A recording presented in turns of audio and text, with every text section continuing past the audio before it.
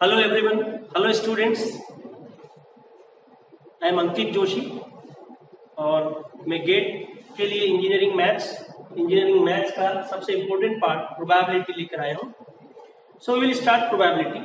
तो प्रोबेबिलिटी पर और ज़्यादा बहुत सारी बात न करते हुए और प्रोबेबिलिटी के बहुत सारे एस्पेक्ट्स पर एकदम हम डायरेक्ट न जाते हुए मैं एक छोटा सा एग्जाम्पल लेता हूँ। कोशिश करता हूँ कि यहाँ से आप प्रोबेबिलिटी के बेसिक फंडामेंटल कंसेप्ट को समझ पाएं और इन्हीं बेसिक कंसेप्ट को लेकर हम और हायर लेवल के कुछ कठिन लेवल के कंसेप्ट को कैसे अप्रोच कर पाएंगे वो देखेंगे। ठीक है, तो will be starting with an example. देखो बेटा, दो कॉइन्स है हमारे पास, इनको हमने साइमल्टेनियसली टॉस किया। Two coins are tossed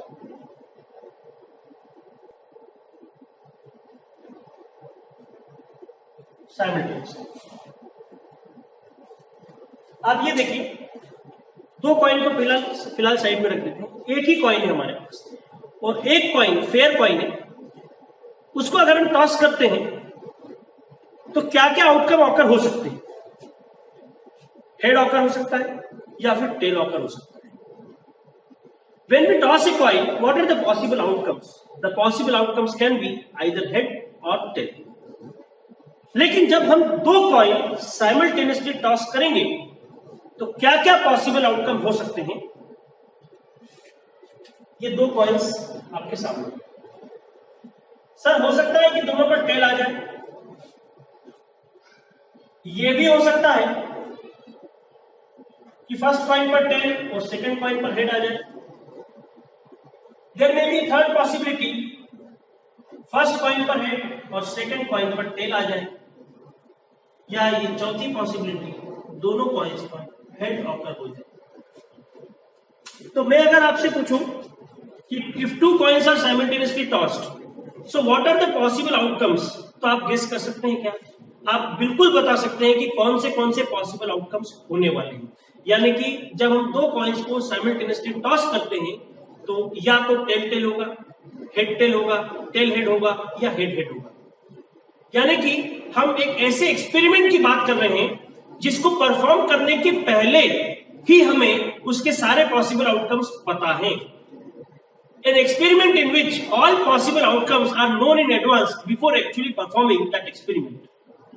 experiment perform करने से पहले ही हमको उसके सारे आउटकम्स पता है। लेकिन मैं अब आपके सामने अगर दो कॉइन्स मेरे हाथ में ले लेता हूं और मैं इन दो कॉइन्स को साइमल्टेनियसली टॉस करता हूं और आपसे पूछता हूं कि बताइए अब कौन सा आउटकम आएगा, तो ऑब्वियसली आप कहेंगे कि सर जो भी आउटकम आएगा वो इन चारों में से आएगा। लेकिन एग्जैक्टली कौन सा होगा, हम में से कोई भी इसे प्रेडिक्ट एक्यूरेसी के साथ नहीं कर सकता। ठीक है, तो हम ऐसे एक्सपेरिमेंट की बात कर रहे हैं जिनके सारे पॉसिबल आउटकम पहले से पता होते हैं, लेकिन इनमें से कौन सा आउटकम अब आने वाला है वो हम प्रेडिक्ट नहीं कर सकते। So all those experiments in which all possible outcomes are known in advance but which outcome is going to occur next can not be predicted. ऐसे एक्सपेरिमेंट्स जिनमें अब कौन सा आउटकम आने वाला है या प्रेडिक्ट ना कर पाए उन्हें कहते हैं हम random experiment. If you want, you can take down a definition. मैं एक बार बोल देता हूं, आप चाहें तो इसको आप लिख लें। An experiment in which all possible outcomes are known in advance, but which outcome is going to occur next cannot be predicted. Such experiments are called as random experiment. So, two coins are tossed simultaneously. This is also one of the random experiment. ये भी एक प्रकार का random experiment है। Random experiment यानी कि ऐसे experiments जिनके सारे पॉसिबल आउटकम्स हमें पहले से पता है, लेकिन नेक्स्ट ट्रायल में क्या होने वाला है ये एक्यूरेसी के साथ प्रेडिक्ट नहीं किया जा सकता है। Such experiments are known as random experiments. Random experiment कोई सा भी, जैसा कि आपके सामने लिखा है, किसी भी रैंडम एक्सपेरिमेंट के सारे पॉसिबल आउटकम्स को हम एक साथ एक मैथमेटिकल सेट में अरेंज कर देते हैं। तो यहां पर हम सारे पॉसिबल आउटकम्स क्या कहते हैं? या तो टेल टेल या टेल हेड या हेड टेल या फिर हेड हेड। इस रैंडम एक्सपेरिमेंट के सारे पॉसिबल आउटकम्स को हमने एक साथ एक मैथमेटिकल सेट में लिख लिया और इस सेट को हमने डिनोट कर लिया एस। इस एस को कहते हैं सैंपल स्पेस। किसी रैंडम एक्सपेरिमेंट के सारे पॉसिबल आउटकम्स को जब हम एक साथ एक मैथमेटिकल सेट में अरेंज कर लेते हैं तो उस मैथमेटिकल सेट को कहा जाता है sample space. When all the possible outcomes of a random experiment are arranged together in a mathematical set, then that set is called as sample space. लिख लेंगे आप। For this example, this is sample space. Now, जब भी हम कोई experiment करते हैं या जब भी हम प्रोबेबिलिटी इवैल्यूएट करते हैं तो हम कौन से आउटकम के बारे में सोच के प्रोबेबिलिटी इवैल्यूएट कर रहे हैं, या यूं कहें कि हम कौन से आउटकम को डिजायर करते हैं, कौन सा हमारा इंटेंडेड आउटकम है, उस आउटकम को हम कहते हैं फेवरेबल इवेंट। उस आउटकम को हम कहते हैं फेवरेबल इवेंट। तो फेवरेबल इवेंट के बारे में आप लिख लीजिए, एक सिंगल लाइन आप लिख लीजिए, it is the intended outcome. Favourable event, it is the intended outcome.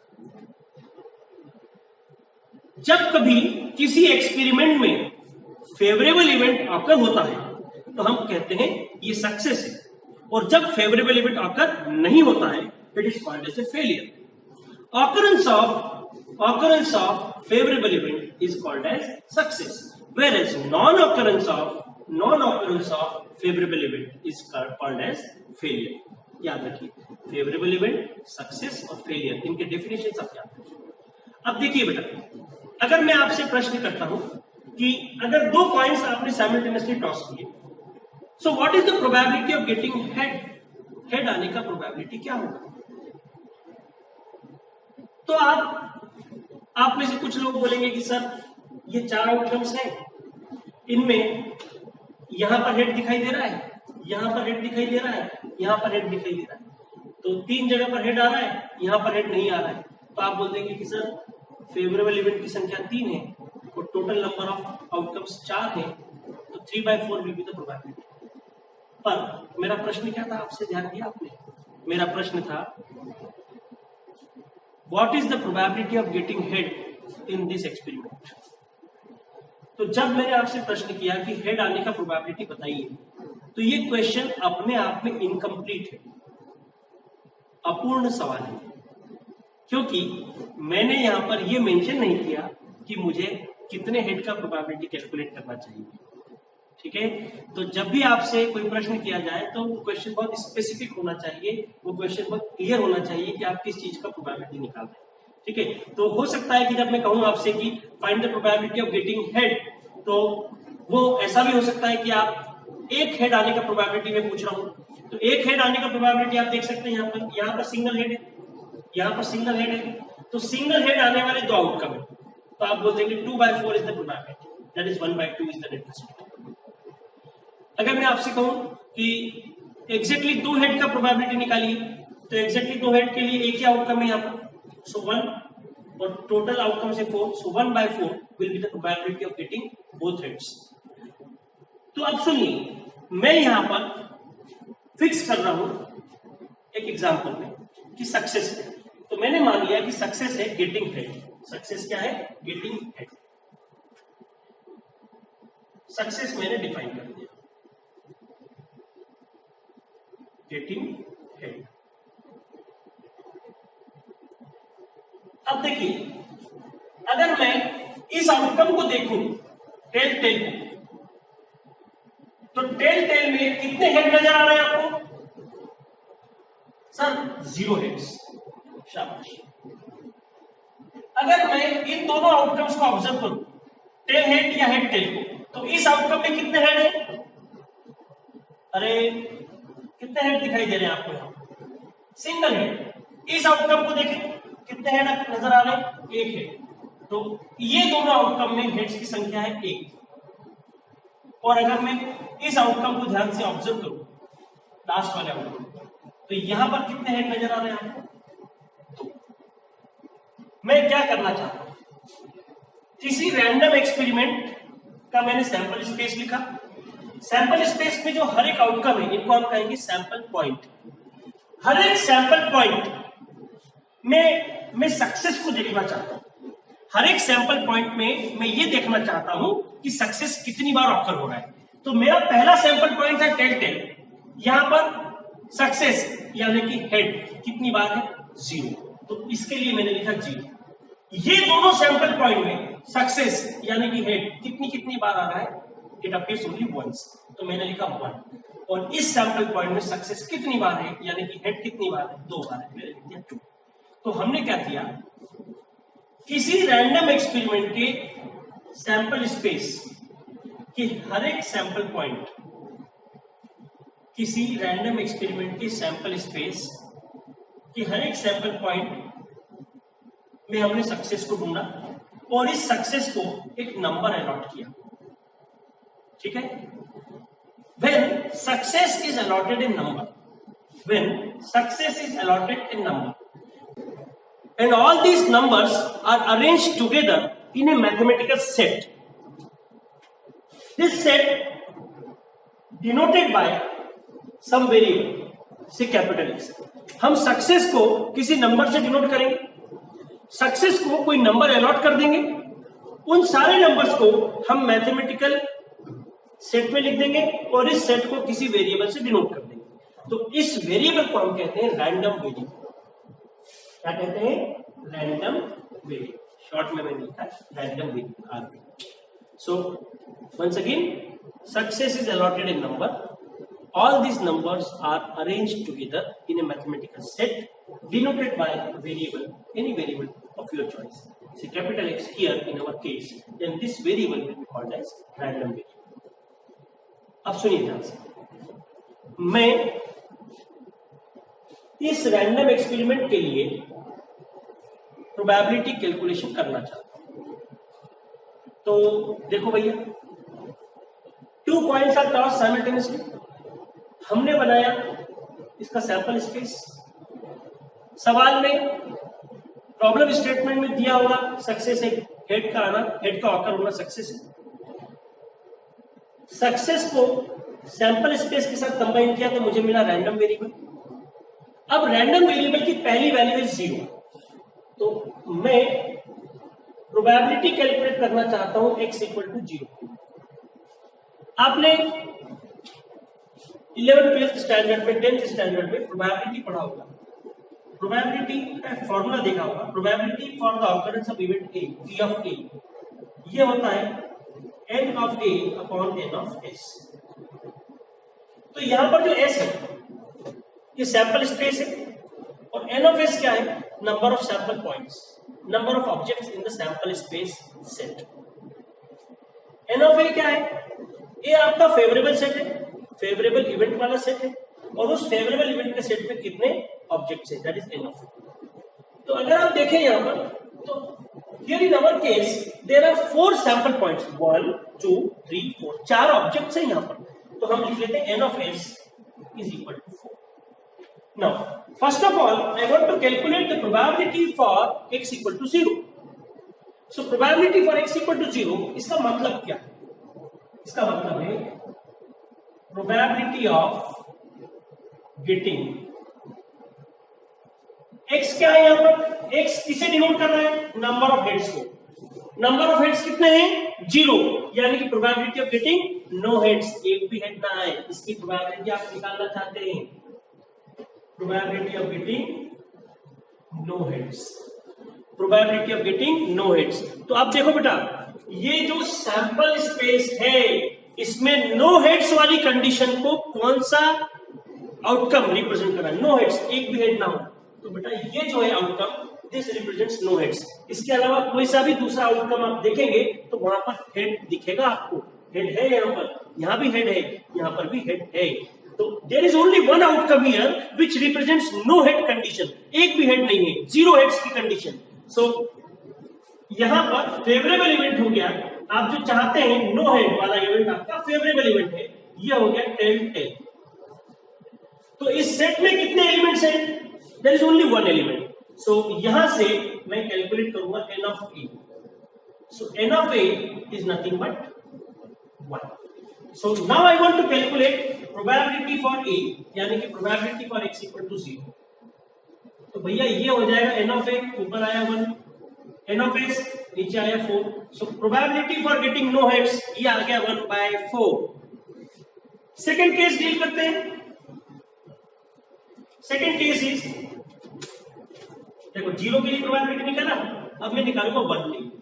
Second case probability for x equal to 1, इसका मतलब क्या हुआ, x यानी कि सक्सेस कितनी बार, एक बार। सक्सेस कौन है, head, so it means number of heads equal to 1, probability for getting exactly 1 head, so probability of getting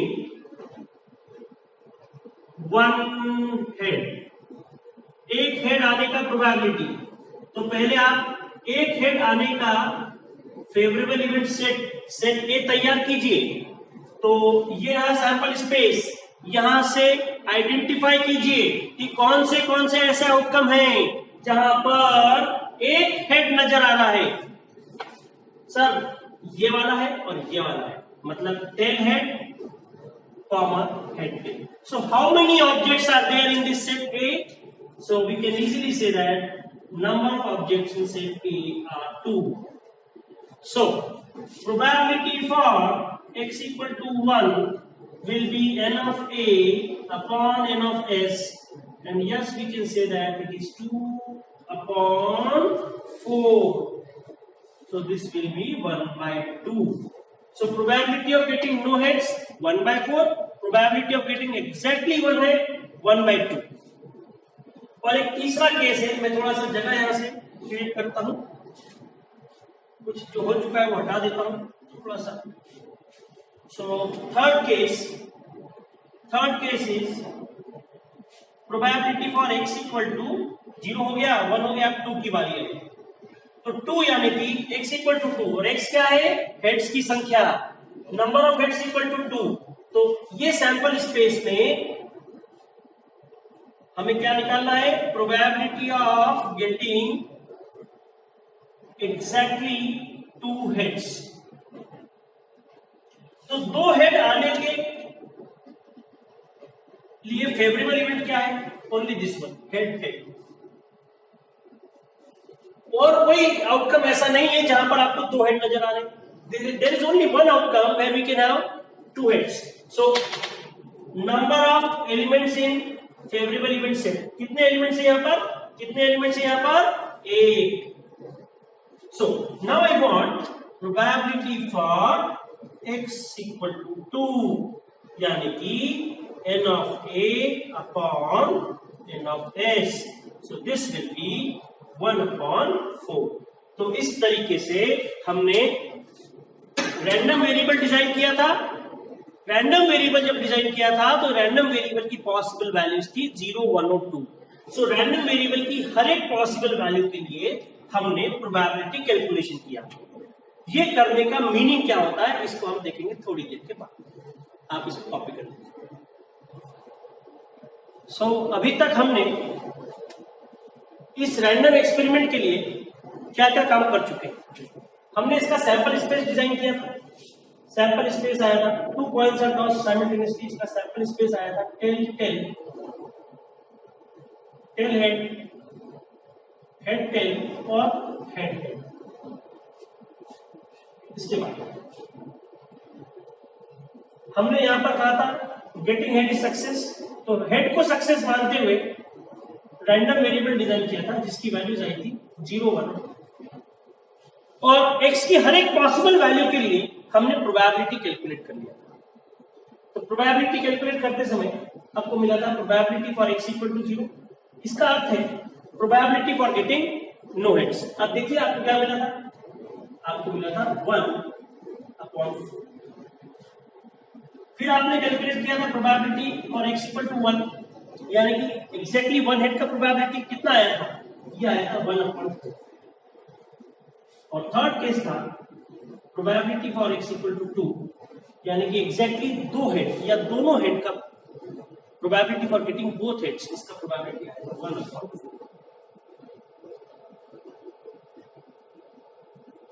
so देखिए हमने क्या किया,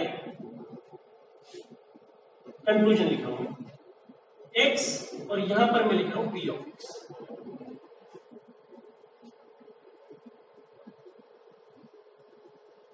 ध्यान दीजिए, फोकस कीजिए यहाँ।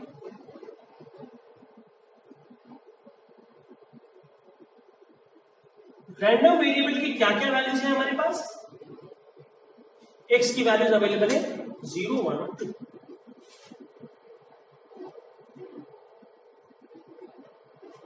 0, 1 और 2। 0 के करस्पॉन्डिंग प्रोबेबिलिटी था 1/4, 1 के करस्पॉन्डिंग प्रोबेबिलिटी है 1/2 और 2 के करस्पॉन्डिंग प्रोबेबिलिटी है 1/4। ठीक, सुनिए ध्यान से। किसी रैंडम एक्सपेरिमेंट के लिए आपने रैंडम वेरिएबल डिजाइन किया, रैंडम वेरिएबल की हर पॉसिबल वैल्यू के लिए प्रोबेबिलिटी कैलकुलेशन किया और इन सब प्रोबेबिलिटीज को एक टेबल में अरेंज कर दिया। अब सुनिए,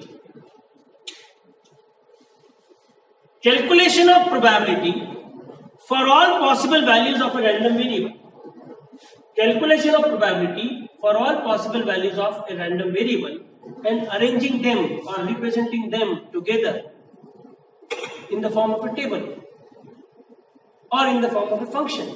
इस representation को हम कहते हैं probability distribution।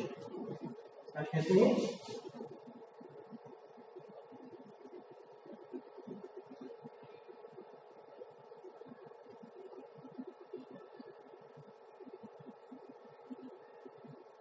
Here for the first time we will be defining what is the meaning of probability distribution. Probability distribution का अर्थ क्या है? लिख लीजिए आप इसको।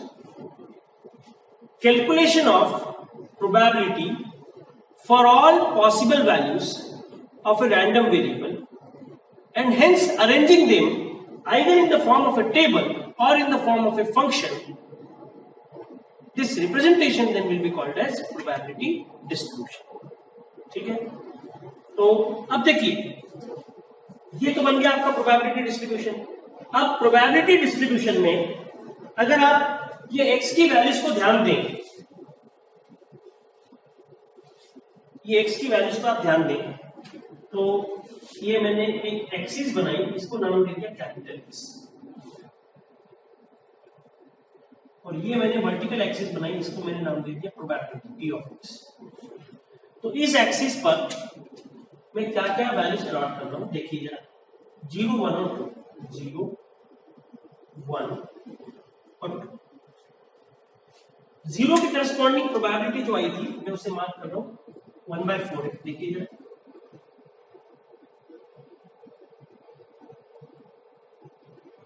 1 के करस्पॉन्डिंग प्रोबेबिलिटी 1/2, 1/4 से डबल हाइट पर होगा 1/2 और x इक्वल टू 2 पर फिर से हमें मिला प्रोबेबिलिटी 1/4। ठीक है, तो इस ग्राफ को आप कहते हैं बार ग्राफ। बार ग्राफ एक तरीका है जिसकी मदद से हम प्रोबेबिलिटी डिस्ट्रीब्यूशन को रिप्रेजेंट करते हैं ग्राफिकली। इसके अलावा और एक तरीका होता है histogram. In the upcoming topics, I will explain what is histogram and how it can be plotted. अभी उसका स्कोप नहीं है, मैं इसके बारे में अभी बात नहीं करूँगा। तो यहाँ पर मेरा इंटेंशन है कि आप एक्स एक्सिस को ध्यान से देखिए। एक्स एक्सिस पर कौन से पॉइंट्स के लिए आपने प्रोबेबिलिटी मार्क किया है? So we have marked the probability for 0, 1 and 2. But we know that there are again infinite number of points between 0 and 1 and between 1 and 2 where we don't have any probability. ठीक है, तो यहां पर random variable 0 पर define है, 1 के लिए define है और 2 के लिए डिफाइन है। रैंडम वेरिएबल की 0 से 1 के बीच में कोई सी भी वैल्यू के लिए प्रोबेबिलिटी डिफाइन नहीं है। इसका मतलब ये जो रैंडम वेरिएबल है it is taking the broken values on x axis, तो इसको हम कहेंगे डिस्क्रीट रैंडम वेरिएबल। तो यहां पर जो एक्स है वो है डिस्क्रीट रैंडम वेरिएबल। ठीक है, अब सुनिए एक और एग्जांपल की मैं डिस्कशन आपके सामने करता हूं। सपोज कीजिए कि ये एक वर्टिकल स्केल है और ये 0 लेवल और ये मान लेते हैं 5 यूनिट्स, 5 फीट 5 मीटर, आपका जो चॉइस हो वो रख लीजिए आप। और इस वर्टिकल स्केल के अलावा यहां पर एक पानी का टैंक लगाया हुआ है, पानी की टंकी आपको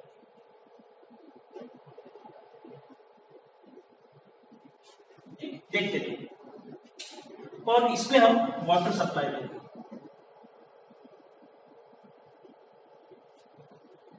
तो देखिए इसमें से पानी इसमें आना चालू है,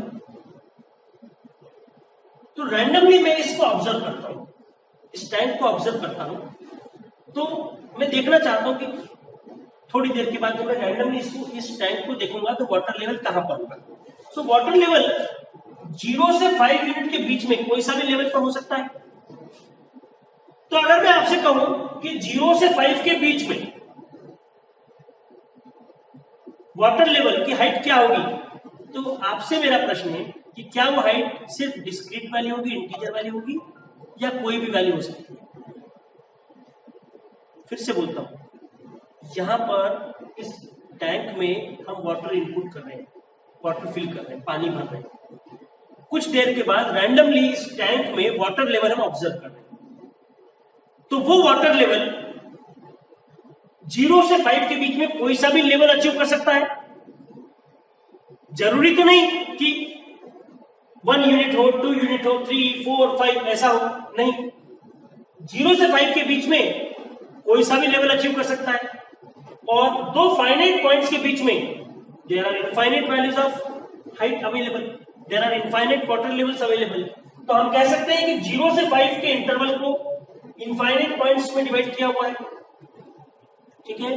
तो यहां पर जो वाटर लेवल है वो वाटर लेवल डिस्क्रीट वेरिएबल से हम शो नहीं करेंगे, that will be continuous variable. तो जैसे हमने यहां पे लिखा था कि x denotes the number of heads, तो हेड्स की संख्या इंटीजर नंबर होगी, डिस्क्रीट वैल्यू होगी, लेकिन हेड फ्रैक्शन नहीं हो सकता। हम ऐसा नहीं बोल सकते कि हमको 1.5 हेड मिला है, 1.5 हेड मिला है, या 3/4 हेड मिला है। हमको हेड मिलेंगे या तो 0 हेड या 1 हेड या 2 हेड, है ना। उसी तरीके से ये वाटर लेवल की जब बात करेंगे तो यहां पर जो हाइट है इसको मैंने x से डिनोट किया, रैंडम वेरिएबल से। x denotes the height of the water level, so x यहां पर वाटर लेवल को रिप्रेजेंट करता है। तो in the context of the problem, इस सवाल के परिप्रेक्ष्य में आपको देखना है कि x क्या वैल्यूज अचीव कर सकता है। तो सर हम बड़ी आसानी से बोल सकते हैं कि x 0 से 5 के बीच में कोई सा भी लेवल अचीव कर सकता है। तो उस केस में इस x को हम डिस्क्रीट न बोलते हुए कहेंगे कंटीन्यूअस रैंडम वेरिएबल। तो हमारे पास दो प्रकार के रैंडम वेरिएबल हुए, x can be discrete random variable या फिर कंटीन्यूअस रैंडम वेरिएबल। तो सर कब डिस्क्रीट होगा, कब कंटीन्यूअस होगा, इसकी पहचान कैसे करना है। तो बेटा आपको सवाल देखकर समझ में आएगा कि इस सवाल के परिप्रेक्ष्य में जो रैंडम वेरिएबल है वो कंटीन्यूअस क्वांटिटी को रिप्रेजेंट कर रहा है या ब्रोकन क्वांटिटी को रिप्रेजेंट कर रहा है, डिस्क्रीट क्वांटिटी को रिप्रेजेंट कर रहा है। जैसे कि नंबर ऑफ हेड्स, ये कैसे होंगे, डिस्क्रीट होंगे, लेकिन वाटर लेवल कैसा होगा, it will be A continuous quantity. So depending on the problem, you have to decide whether you have to follow discrete random variable or you have to denote it as continuous random variable. So this is the basic idea regarding discrete and continuous. हटा देते हैं इसको। आपने अभी define किया था probability distribution. Probability distribution यानी कि क्या, किसी रैंडम वेरिएबल की हर पॉसिबल वैल्यू के लिए प्रोबेबिलिटी फाइंड करना और उनको एक साथ टेबल में अरेंज कर देना। इस डिस्ट्रीब्यूशन को, इस टेबल को आप कहेंगे प्रोबेबिलिटी डिस्ट्रीब्यूशन। तो आप देखिए जो आप प्रोबेबिलिटी डिस्ट्रीब्यूशन निकाल रहे थे वो रैंडम वेरिएबल क्या है, वो रैंडम वेरिएबल x। तो रैंडम वेरिएबल का नेचर क्या है, रैंडम वेरिएबल का नेचर क्या है, अगर रैंडम वेरिएबल डिस्क्रीट है, अगर random variable discrete random variable है तो उसके करस्पॉन्डिंग जो प्रोबेबिलिटी डिस्ट्रीब्यूशन आपको मिला है उसे हम कहेंगे discrete probability distribution.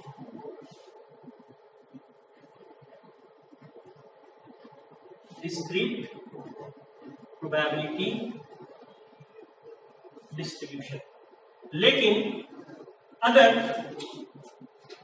Random variable continuous है, अगर ये रैंडम वेरिएबल कोई और एग्जांपल में रैंडम वेरिएबल कंटीन्यूअस होता तो उसके करस्पॉन्डिंग जो प्रोबेबिलिटी डिस्ट्रीब्यूशन आप निकालेंगे उसे कहेंगे आप continuous probability distribution. So these are the very basic classification of a probability distribution. Probability distribution के दो सबसे बेसिक क्लासिफिकेशन आपके सामने हैं, discrete probability distribution and continuous probability distribution. So how can we define this distribution? How can we call a distribution to be discrete probability distribution? Listen, depending on the variable, if the variable involved in the probability distribution is discrete, then the corresponding probability distribution will be discrete probability distribution. On the other hand, if the random variable involved is continuous random variable, then the corresponding probability distribution will be continuous probability distribution. Now, GATE के syllabus में, engineering services के syllabus में कौन से probability distributions हमारे math के, हमारे काम के, या और कोई इंजीनियरिंग सिलेबस से संबंधित कोई कॉम्पिटिटिव एग्जाम होती है, उनसे संबंधित एग्जाम्स में कौन से डिस्ट्रीब्यूशंस इंपॉर्टेंट होते हैं, वो हम डिस्कस करने वाले हैं. So here first of all we talk about discrete probability distribution. So discrete probability distribution में लिखो discrete probability distribution. Discrete probability distribution के टाइप्स आपको जो पढ़ना है गेट के लिए या ईएससी के लिए, this is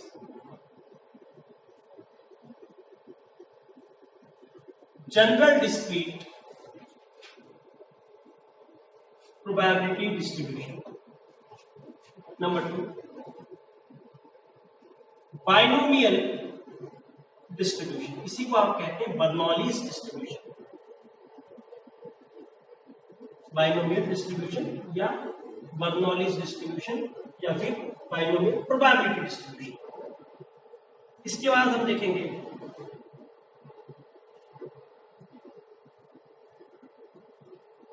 hypergeometric distribution. After hypergeometric distribution हमको देखना होगा geometric distribution.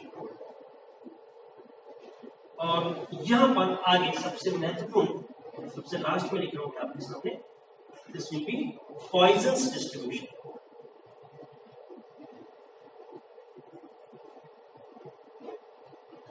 आगे आने वाले वीडियोस में मैं आपको दिखाऊंगा, एक एक प्रोबेबिलिटी डिस्ट्रीब्यूशन को मैं डिटेल में डील करूंगा और इन पर आए हुए पुराने सवाल कैसे आए हैं, कैसे इन सवालों को अप्रोच करते हुए देखेंगे.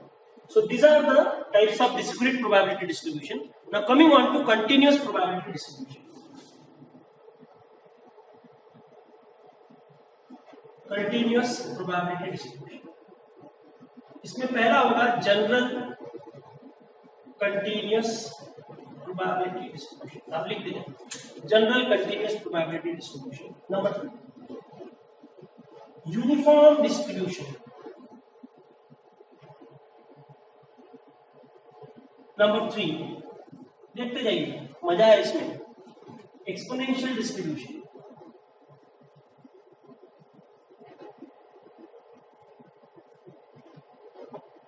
नंबर 4 सबसे महत्वपूर्ण नॉर्मल डिस्ट्रीब्यूशन, जिसको आप गॉसियन डिस्ट्रीब्यूशन भी कहते हैं. इसी इलेक्ट्रिकल इंस्ट्रूमेंटेशन वाले बच्चे आप जानते होंगे कि नॉर्मल डिस्ट्रीब्यूशन कर्व का शेप कैसा होता है. It's bell shaped. Bell shaped होता है, बेल शेप्ड होता है, और उसका अगर कोई टाइम एक्सिस के अगेंस्ट आपका बेल शेप्ड कर्व है तो उसका फोरियर ट्रांसफॉर्म भी बेल शेप्ड होता है. यानी कि टाइम डोमेन में अगर कोई गॉसियन फंक्शन है तो उसका फोरियर ट्रांसफॉर्म भी, यानी कि उसका स्पेक्ट्रम भी गॉसियन. ठीक है, इसका अगर कोई लेना देना नहीं वहां से. नॉर्मल डिस्ट्रीब्यूशन, और इसके बाद हम देखेंगे स्टैंडर्ड नॉर्मल डिस्ट्रीब्यूशन. तो बेटा ये डिस्ट्रीब्यूशन इंपॉर्टेंट क्यों है? आपने बचपन से ये देखते आए होंगे कि प्रोबेबिलिटी सॉल्व करने के लिए परम्यूटेशन कॉम्बिनेशन पर अच्छा होल्ड, अच्छा कमांड होना चाहिए.